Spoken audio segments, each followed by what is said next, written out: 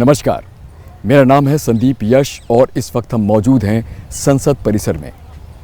इसी संसद परिसर में मौजूद है केंद्रीय कक्ष या सेंट्रल हॉल, जहां पर तकरीबन 3 साल तक विमर्श चला था। डिलिब्रेशंस हुए थे, बहस हुई थी संविधान सभा में और फिर 26 नवंबर 1949 को हमारा संविधान अडॉप्ट किया गया था या अंगीकार किया था देश ने। 26 नवंबर के बाद अगली जो तिथि आती है संविधान से जुड़ी जो महत्वपूर्ण है वो है 26 जनवरी 1950, जब संविधान सारे देश में लागू हुआ था। हमारा संविधान लाखों करोड़ों हिंदुस्तानियों का वो सपना है जो उन्होंने बरसों मुद्दतों अंग्रेजों के खिलाफ जंग लड़कर सच्चा साबित किया। ये वो सपना है जो स्वावलंबन और स्वदेश की तरफ देश को ले जाने की बात करता है। और आज हम इसी से जुड़ी एक सीरीज शुरू कर रहे हैं, एक मिनी सीरीज जिसका नाम है सफर संविधान का। इस सीरीज में हम बात करेंगे कुछ रोचक तथ्यों की, कुछ जानकारियों की और ऐसे अधिनियमों या एक्ट्स की जिन्होंने देश की दशा और दिशा तय की। इस मिनी सीरीज की शुरुआत आज हम कर रहे हैं, इसका पहला एपिसोड है, तो चलिए देखते हैं।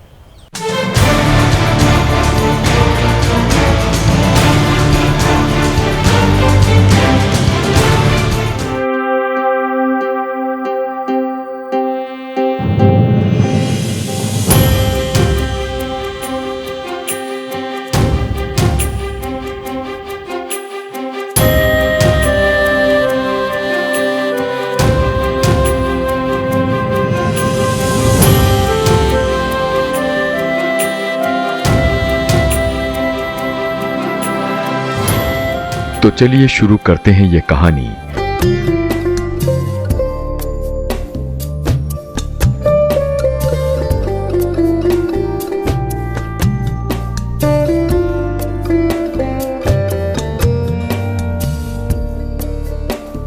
क्या आपको पता है कि हमारा मूल संविधान हस्तलिखित है, यानी हाथ से लिखा गया है। यह किसी भी देश का सबसे लंबा हस्तलिखित संविधान है। इसे प्रेम बिहारी नारायण रायजादा ने इटैलिक शैली में लिखा था। 1901 को दिल्ली में पैदा हुए रायजादा को पूरे संविधान को लिखने में लंबा समय लगा था, जिसे इन्होंने बगैर किसी गलती के पूरा किया था। रायजादा को जब संविधान लिखने के लिए चुना गया तो उन्होंने पूर्व प्रधानमंत्री जवाहरलाल नेहरू से साफ कहा था कि वो संविधान लिखने के लिए एक भी पैसा फीस के तौर पर नहीं लेंगे। पर उन्होंने एक शर्त रखी थी कि मैं संविधान के हर पेज पर अपना नाम लिखूंगा।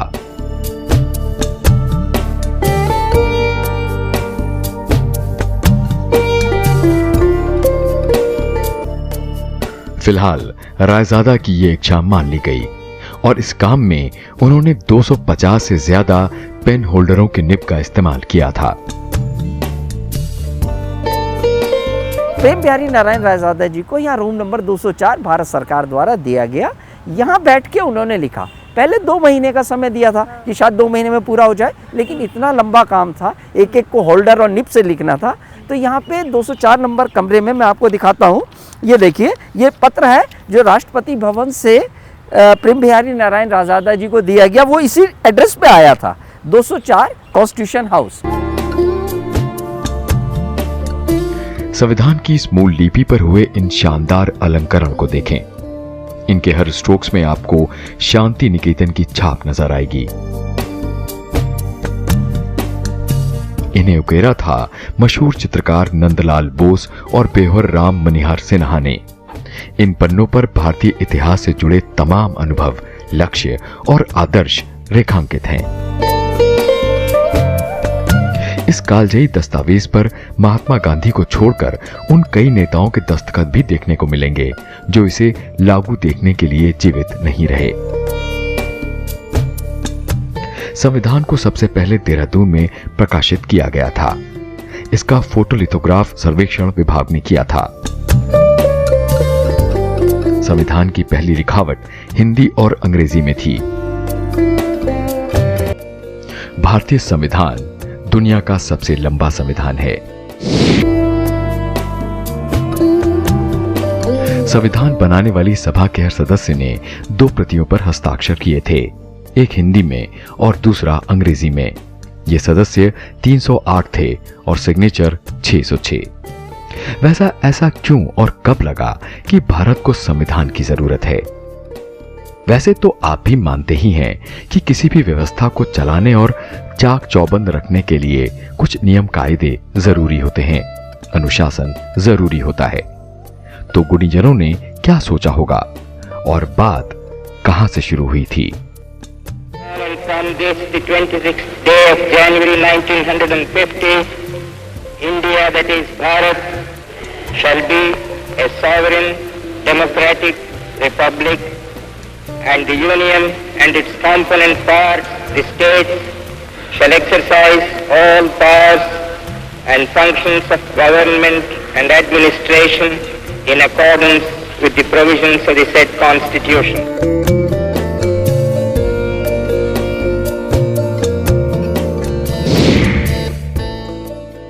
19वीं शताब्दी के अंत में गुलामी का दंश सह रहे भारतीयों ने ब्रिटिश सरकार का हिस्सा बनने की मांग की थी, जिससे अत्याचार और उत्पीड़न का अंत किया जा सके। इसके लिए उचित माहौल बन सके, इसलिए पहले विश्व युद्ध में भारत ने ब्रिटेन का समर्थन किया था। बदले में ब्रिटिश संसद भारत सरकार अधिनियम 1919 लाई थी, जिसे उसी बरस 23 दिसंबर को शाही मंजूरी मिली थी। इस अधिनियम का असर ये रहा कि देश के कुछ बड़े प्रांतों में दोहरी शासन प्रणाली लागू हुई। स्वास्थ्य, शिक्षा, कृषि और स्थानीय सरकार जैसे विषयों को भारतीय मंत्रियों के एक समूह को सौंप दिया गया था, जो प्रांतीय परिषद यानी प्रोविंशियल काउंसिल को रिपोर्ट किया करते थे। हालांकि सैन्य, रक्षा, विदेशी मामले और संचार वायसरॉय के सीधे नियंत्रण में ही रहे। ब्रिटिश हुकूमत ने यह भी वायदा किया था कि इस अधिनियम की समीक्षा एक विशेष आयोग द्वारा 10 वर्षों बाद की जाएगी। इसी वायदे ने आने वाले वक्त में साइमन कमीशन की जमीन तैयार की, जो 1928 में भारत आया था। साइमन कमीशन ने संवैधानिक सुधारों को देखा और भारत सरकार अधिनियम 1919 की समीक्षा की। साइमन कमीशन की रिपोर्ट 1930 में 2 संस्करणों में प्रकाशित हुई, पर संवैधानिक गतिरोध के चलते इसे अंतिम नहीं कहा गया। इस गतिरोध को खत्म करने के लिए 1930, 31 और 32 में 3 गोलमेज सत्र आयोजित किए गए, यानी राउंड टेबल कॉन्फ्रेंस। इनमें कई भारतीय समुदायों के प्रतिनिधियों ने भी भाग लिया था। ब्रिटिश हुकूमत ने इन सत्रों के आउटपुट के आधार पर व्हाइट पेपर्स यानी श्वेत पत्र जारी किए। इन व्हाइट पेपर्स पर काम करने के लिए एक समिति बनी, जिसमें ब्रिटिश भारत के 20 प्रतिनिधि और 7 भारतीयों ने अप्रैल 1933 से दिसंबर 1934 तक काम किया और उस बरस के अंत तक ब्रिटिश संसद को अपनी रिपोर्ट सौंपी। फरवरी 1935 में एक विधेयक पारित किया गया, जिसे 24 जुलाई 1935 को शाही मंजूरी मिली। यह आधिकारिक तौर पर 1 अप्रैल 1935 को लागू हुआ। हम इसे भारत सरकार अधिनियम 1935 या गवर्नमेंट ऑफ इंडिया एक्ट 1935 के नाम से जानते हैं। 1935 गवर्नमेंट ऑफ इंडिया एक्ट जो है, हमारे जो संविधान का स्ट्रक्चरल बेस जो है वो वही है, और वो तो एक फाउंडेशन बन गया। तो उसके ऊपर जो मकान खड़ा किया है वो और दूसरे कॉन्स्टिट्यूशन से कई चीज़ें हमने ली हैं। पर आज़ादी की आहट के साथ साथ मुस्लिम लीग और कांग्रेस के बीच तल्खियां इतनी बढ़ चुकी थीं कि बुनियादी मुद्दों पर समझौते की गुंजाइश तक नहीं रही थी।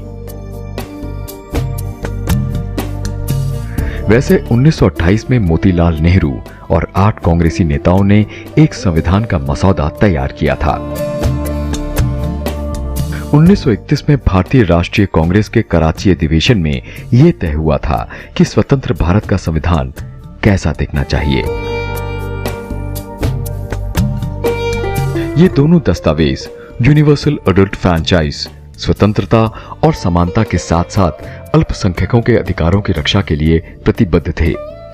डॉक्टर तेज बहादुर सप्रू ने भी दूसरे विश्व युद्ध के दौरान 1945 में सभी पार्टियों की सहमति से संविधान का एक प्रारूप तैयार भी कर लिया था।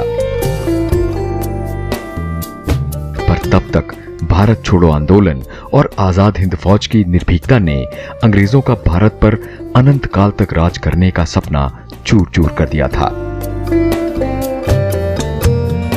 उन्हीं दिनों इंग्लैंड में विंस्टन चर्चिल की भी चुनाव में हार हो गई थी। नए प्रधानमंत्री क्लेमेंट एटली ने सिद्धांततः भारत को आजाद करने की बात मान ली थी। इतिहासकार एक और तथ्य साझा करते हैं। ब्रिटिश भारत में 1937 में प्रांतीय विधानसभाओं और मंत्रालयों के चुनाव हुए थे। हालांकि ये पूरी तरह से लोकतांत्रिक सरकारें नहीं थीं, लेकिन विधायी संस्थानों के कामकाज में ये भारतीयों को खासा अनुभव दे गईं। इसका फायदा हमें स्वयं के संस्थानों को स्थापित करने और चलाने में मिला। यही वजह रही कि भारतीय संविधान ने भारत सरकार अधिनियम 1935 जैसे औपनिवेशिक कानूनों से भी काफी कुछ लिया। फिलहाल लॉर्ड वेवल 1943 में भारत के नए वाइसरॉय बनते हैं। जून 1945 में वो संवैधानिक गतिरोध को तोड़ने के लिए प्रस्तावों की घोषणा करते हैं। तारीख में इसे वेवल प्लान या वेवल योजना कहा गया। गतिरोध इसलिए था क्योंकि कांग्रेस अखंड भारत चाहती थी, जबकि मुस्लिम लीग भारत का विभाजन चाहती थी। 25 जून 1945 को लॉर्ड वेवल महात्मा गांधी और मोहम्मद अली जिन्ना सहित 21 राजनीतिक नेताओं को शिमला आमंत्रित करते हैं। सम्मेलन विफल होता है क्योंकि मुस्लिम लीग और कांग्रेस अपने मतभेदों को नहीं सुलझा पाते हैं। इस तरह वेवल प्लान भी खत्म हो जाता है। दूसरी ओर दूसरे विश्व युद्ध के बाद ब्रिटेन में नई लेबर सरकार सत्ता में आती है। यह सरकार बिना देर किए भारत को आजाद रखने का इरादा रखती थी और उस उद्देश्य के साथ कैबिनेट मिशन को भारत भेजा जाता है। कैबिनेट मिशन का मकसद भारत में सत्ता के शांतिपूर्ण हस्तांतरण के लिए तरीकों और साधनों का पता लगाना था। एक संविधान बनाने वाली मशीनरी के गठन का सुझाव देना था और अंतरिम सरकार की स्थापना करना था। और इस तरह से प्रस्तावित संविधान सभा अस्तित्व में आती है। इसमें ब्रिटिश भारत से 292 सदस्य और भारतीय रियासतों से 93 सदस्य शामिल थे। संविधान सभा 16 जून 1946 को पहली बार मिलती है। अप्रैल 1947 के अंत तक दूसरी सभा की बैठक होती है। 3 जून 1947 को बंगाल और पंजाब का विभाजन होता है। 14 जुलाई 1947 को राष्ट्रीय ध्वज तिरंगे को प्रस्तुत किया जाता है, जिसका सारी संविधान सभा समर्थन करती है। आजाद भारत को जरूरत थी एक औपचारिक व्यवस्था की, जिसमें अनुशासन हो, जिसमें प्रगति के बीज हो और जिसमें दिशा हो। और इस जरूरत को बखूबी पूरा किया है हमारे संविधान ने। तो हमने अभी तक बात की कि संविधान देश के लिए क्यों जरूरी था। अब बात करेंगे अपने संविधान की कुछ चुनिंदा खासियतों की, जो इसे सिरमौर बनाता है। जान लीजिए कि बीते 7 दशकों में हमारे संविधान ने तमाम चुनौतियों का सामना किया है और उन्हें फतेह किया है। कह सकते हैं कि कुछ बात है कि हस्ती मिटती नहीं हमारी, कुछ बात है कि हस्ती मिटती नहीं हमारी, सदियों रहा है दुश्मन दौरे जहां हमारा।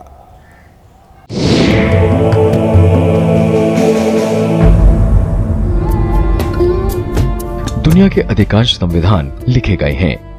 पहला आधुनिक लिखित संविधान अमेरिका का था।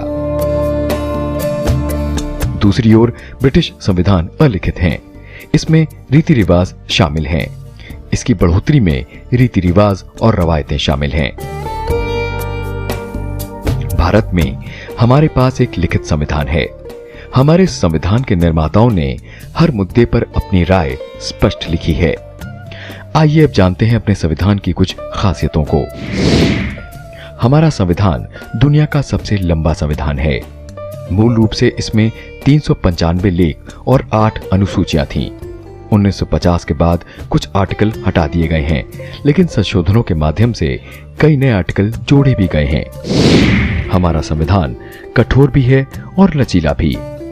संविधान का कठोर या लचीला होना संशोधन की प्रकृति पर निर्भर करता है। यदि संवैधानिक कानूनों और सामान्य कानूनों में अलग अलग तरीकों से संशोधन किया जाता है तो ये एक कठोर संविधान है। इसके विपरीत एक लचीले संविधान में संवैधानिक कानूनों और सामान्य कानूनों में उसी तरह संशोधन किया जाता है।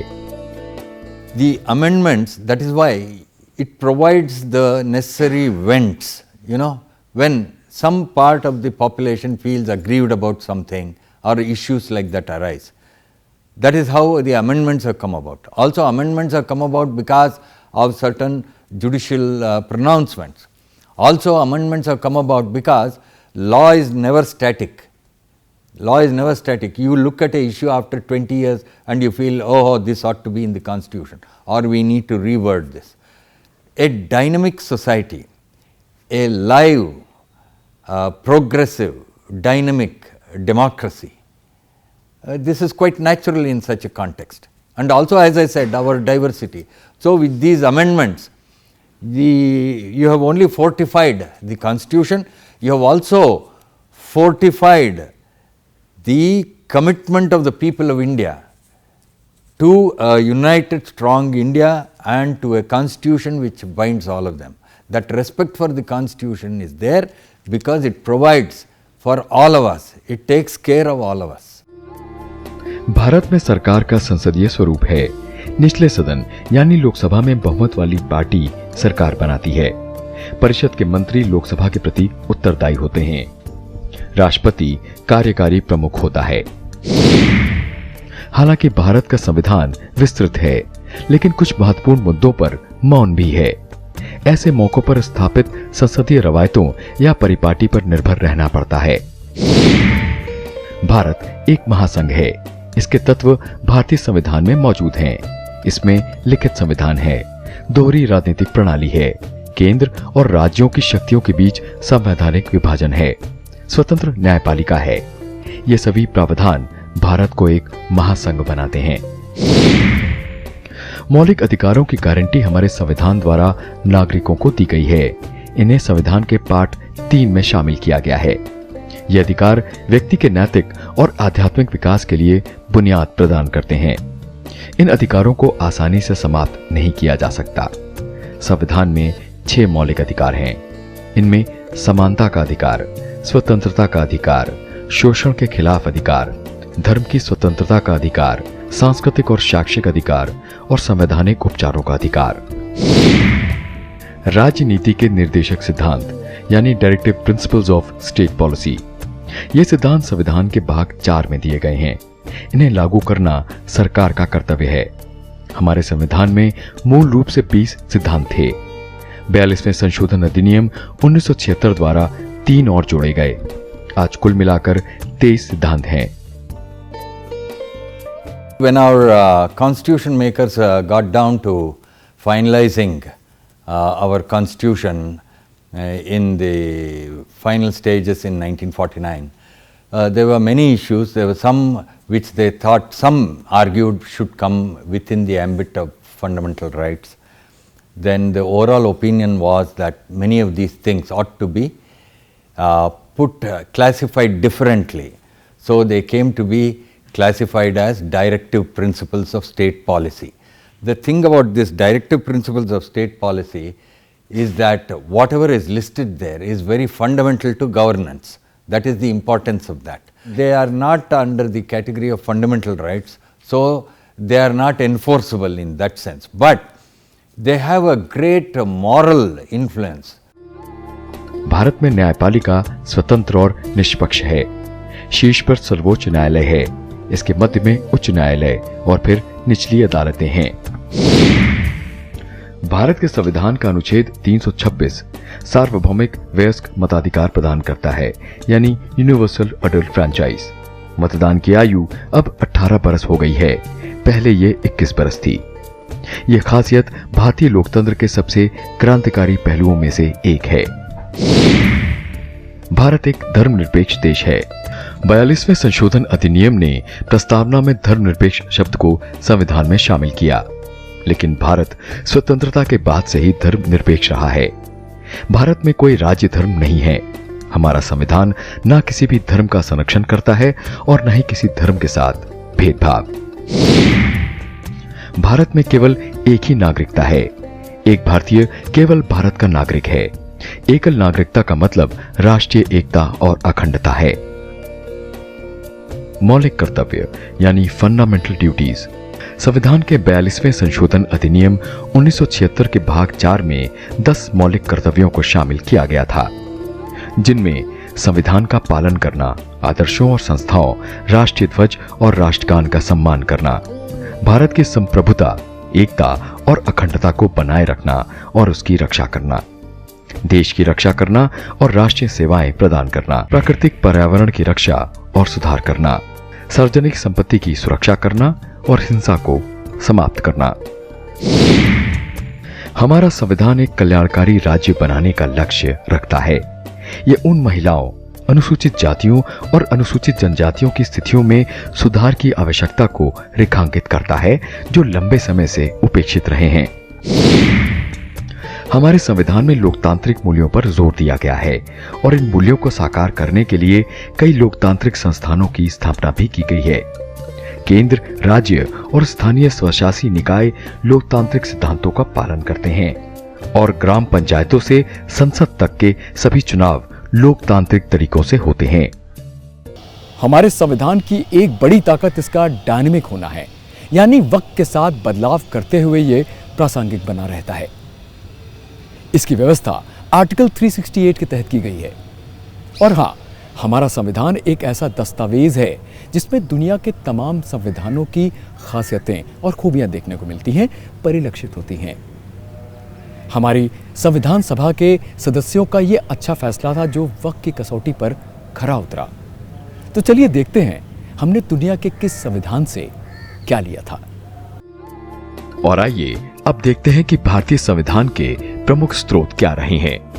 पहला, भारत सरकार अधिनियम 1935 यानी गवर्नमेंट ऑफ इंडिया एक्ट 1935। इससे हमने संघीय योजना, आपातकालीन प्रावधान, लोक सेवा आयोग, राज्यपाल की संस्था और न्यायपालिका की अवधारणा ली। ब्रिटिश संविधान से हमने सरकार का संसदीय स्वरूप, विधायी अध्यक्ष की संस्था और उनकी भूमिका, विधि द्वारा स्थापित प्रक्रिया, कानून का सर्वोच्च होना, एकल नागरिकता का सिद्धांत। आयरिश संविधान से राजनीति के निर्देशक सिद्धांत यानी directive principle of state policy, राष्ट्रपति के चुनाव का तरीका, राज्यसभा सदस्यों की नामांकन प्रक्रिया। फ्रांसीसी संविधान से प्रियम्बल में स्वतंत्रता, समानता और बंधुत्व के आदर्श। अमेरिकी संविधान से सरकार की संघीय संरचना, कानून के तहत समान सुरक्षा, मौलिक अधिकार, न्यायिक समीक्षा, इलेक्टोरल कॉलेज, स्वतंत्र न्यायपालिका, सरकार की 3 संस्थाओं में शक्तियों का बंटवारा, प्रियम्बल और सशस्त्र बलों के सुप्रीम कमांडर के रूप में राष्ट्रपति। पूर्व सोवियत संघ के संविधान से आर्टिकल 51A के तहत मौलिक कर्तव्य और विकास की निगरानी के लिए योजना आयोग की स्थापना। कनाडा के संविधान से एक मजबूत केंद्र के साथ संघीय प्रणाली, केंद्र और राज्य सरकारों के बीच शक्तियों का बंटवारा, रेसिड्यूअल पावर्स का केंद्र सरकार के पास होना। जर्मनी के संविधान से आपातकालीन शक्तियां केंद्र के पास होना और आपातकाल के दौरान मौलिक अधिकारों का निलंबन। दक्षिण अफ्रीका के संविधान से संशोधन की प्रक्रिया और राज्यसभा सदस्यों का चुनाव। ऑस्ट्रेलियाई संविधान से देश के भीतर और राज्यों के बीच व्यापार और वाणिज्य की स्वतंत्रता, संधियों को लागू करने के लिए कानून बनाने की शक्ति विधायिका के पास और समवर्ती सूची। और अंत में जापान के संविधान से हमने विधि द्वारा स्थापित प्रक्रिया ली। आजादी की जंग के दौरान हमारे स्वतंत्रता सेनानियों को जन अधिकारों या नागरिक अधिकारों का या उसके महत्व का बड़ी शिद्दत से एहसास हुआ। उन्होंने इस बाबत ब्रिटिश सरकार से बात भी की और इनका सम्मान करने को कहा। 1928 में मोतीलाल नेहरू कमेटी ने तो बाकायदा ब्रिटिश सरकार से इस पर बिल तक लाने की बात कही थी। तो स्वाभाविक था कि जब संविधान का गठन हो रहा था, उसकी बुनावट तय हो रही थी, उसमें नागरिक अधिकारों को लेकर, उनके समावेश को लेकर, उनके संरक्षण को लेकर पूरी सहमति बनी थी। तो उन अधिकारों को सूचीबद्ध किया गया और उनके संरक्षण की खास व्यवस्था की गई। उन्हें मौलिक अधिकार या फंडामेंटल राइट्स का नाम दिया गया। मौलिक अधिकारों को बचाने की शक्तियां और जिम्मेदारी न्यायपालिका को सौंपी गई। इसके तहत कार्यपालिका के साथ साथ उन विधायी कार्यों को न्यायपालिका द्वारा अवैध घोषित किया जा सकता है अगर ये मौलिक अधिकारों का उल्लंघन करते हैं या अनुचित तरीके से प्रतिबंधित करते हैं। ये मौलिक अधिकार संविधान के पार्ट 3 और आर्टिकल 12 से 35 तक में मौजूद हैं। इन अधिकारों में आर्टिकल 14 से 18 में समानता का अधिकार, आर्टिकल 19 में स्वतंत्रता का अधिकार, आर्टिकल 20 में अपराधों के लिए सजा के संबंध में संरक्षण, आर्टिकल 23 और 24 में शोषण के खिलाफ अधिकार, आर्टिकल 25 से 28 में धर्म की स्वतंत्रता का अधिकार, आर्टिकल 29 और 30 में अल्पसंख्यकों के सांस्कृतिक और शैक्षणिक अधिकार, आर्टिकल 32 से 35 में संवैधानिक उपचार का अधिकार। और चलते चलते देखते हैं कि कैसे मूल हस्तलिखित संविधान को सुरक्षित रखा जा रहा है। ये स्टार्ट हुआ 1980 से, जब ये मालूम पड़ा कि ये जो ओरिजिनल कॉन्स्टिट्यूशन है, जो हिंदी रिटन है, इंग्लिश में है और हिंदी रिटन जो 2 वॉल्यूम्स हैं, इसमें हल्की सी डिविडेशन स्टार्ट हुई है। और जैसे आपको पता है कि जो पेपर होते हैं वो डिग्रेडेशन होते हैं मॉइस्चर से, माइक्रोब से, पोल्यूशन से। तो तब 1980 में जो यहाँ की लाइब्रेरी की जो लीडर थे उस टाइम पे, उन्होंने एनपीएल डायरेक्टर जो उस टाइम थे उनसे डिस्कस किया कि क्या हम इसको प्रिजर्वेशन के लिए कोई बॉक्सेस बना सकते हैं। तो एनपीएल ने सोचा कि बहुत आसान काम है, एक बॉक्स बनाएंगे, उसके अंदर 2 कॉन्स्टिट्यूशन रख देंगे और नाइट्रोजन गैस पास कर देंगे और ये हो जाएगा। लेकिन जो नाइट्रोजन गैस है वो लीक हो जाती है टाइम के साथ। तो जो आप ग्लास बॉक्स देख रहे हैं उसके अंदर एक सीलेंट है जो अंदर की नाइट्रोजन को बाहर नहीं आने देती और बाहर की पोल्यूशन को अंदर नहीं जाने देती। तो साइंटिफिकली ये देखा गया कि बहुत बड़ी चैलेंज है। तो ये प्रोविजन जो था कि ऐसी सील बनाई जाए कि जो नाइट्रोजन गैस अपने अंदर भरी है वो बाहर ना आ पाए। तब एक सेट ऑफ साइंटिस्ट फ्रांस गए थे। जैसे आपको पता है कि जो पेरिस है वो म्यूजियम्स की कैपिटल है, उसमें बहुत सारे आर्टिफैक्ट्स हैं जिनको प्रिजर्व किया गया है। और जो ग्लास बनाने वाली कंपनी है सेंट गोबिन, उनकी साइंटिस्टों से बात करी गई। तो ये देखा गया है कि जो मेटल फ्रेम है और जो ग्लास है उसके बीच में जो सील है जो गैस को अंदर बाहर नहीं जाने देती, वो आसान नहीं है बनाना। तो तब फ्रांस के लोगों ने ये सजेस्ट किया है कि एनपीएल को गैटी जो अमेरिका की कंपनी है उससे डिस्कस करना चाहिए, क्योंकि उन्होंने जो मिस्र के जो ममीज हैं उनको प्रिजर्व किया हुआ है। तो देखने में एकदम ऐसे ही लगता है कि अंदर ममीज और बाहर से ग्लास बॉक्सेस हैं, लेकिन जो ममीज अगेन उसमें कोटिंग लगी है। तो ये प्रोविजन जो था कि ऐसी सील बनाई जाए कि जो नाइट्रोजन गैस अपने अंदर भरी है वो बाहर ना आ पाए, वो उनमें भी नहीं था जो ममीज के लिए जो बॉक्सेस बनाए थे। फिर एनपीएल इंडिया ने और गैटी अमेरिका ने एक एमओयू साइन किया जिसमें कि हमने 3 बॉक्सेस बनाने की कोशिश करी। तो दोनों तरह के साइंटिस्ट लोग मिले और जो सीलेंट था उसकी डिस्कवरी हुई। तो 3 बॉक्स बनाए गए। अनफॉर्चुनेटली एक उसमें काम नहीं आया, लेकिन 2 जो बॉक्सेस थे वो सही बन के आए और 2 बॉक्सेस को यहाँ पे रखा गया जो आप देख रहे हैं अभी। इन बॉक्सेस के अंदर हमने अपने कॉन्स्टिट्यूशन रखे। इसके अंदर नाइट्रोजन गैस भरी गई, अंदर प्रेशर और टेम्परेचर सेंसर रखा गया, सो दैट कि जो नाइट्रोजन है, आपको पता है कि नाइट्रोजन पेपर को सेफ रखती है, ऑक्सीजन नहीं है, माइक्रोवेव नहीं है, डस्ट पार्टिकल नहीं है। तो ये कॉन्स्टिट्यूशन हमारे लिए ज़िंदगी भर के लिए जब तक ये बॉक्सेस सेफ रहेंगे तब तक कॉन्स्टिट्यूशन सेफ है।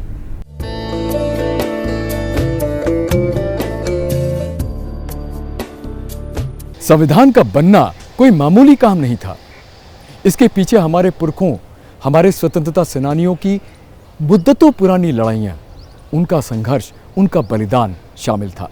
या यूँ कहें कि हमारा संविधान उनके बलिदान का निचोड़ है, जिसका मकसद गुलामी से मुक्ति, स्वराज और एक ऐसे युग को लाना था जिसमें ना सिर्फ उन्हें बल्कि उनकी आने वाली संतानों को ससम्मान रोटी मिल सके, रोजी कमाने के जरिए मिल सके और भारत की पताका देश दुनिया में फहरा सके। तो आज से जब भी अपने संविधान को देखिएगा, अपने पुरखों के बलिदान और उनके शौर्य को याद जरूर कीजिएगा। उनकी भावना को जॉन मैक्सवेल एडमंड्स कुछ इस तरह से व्यक्त करते हैं, When you go home, tell them of us and say, for your tomorrow, we gave our today. नमस्कार।